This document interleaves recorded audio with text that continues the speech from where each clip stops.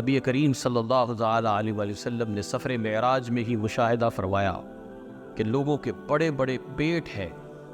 اور وہ پیٹ ان کے ٹرانسپیرنٹ ہے،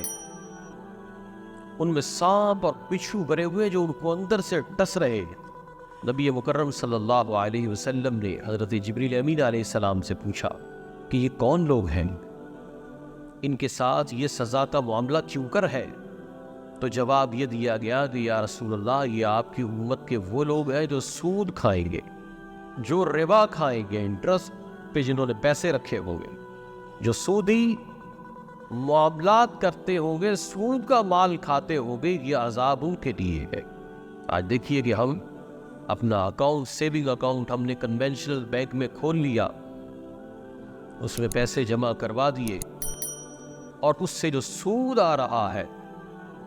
اس سود سے اپنا نظام چلا دیا، دیگر سودی اسکیموں میں پیسے لگا دیے۔ تو اللہ تبارک و تعالیٰ کے پیارے حبیب صلی اللہ تعالیٰ علیہ وآلہ وسلم نے یہ ہمیں بتا دیا کہ جو سود سے اپنے معاملات چلاتا ہے،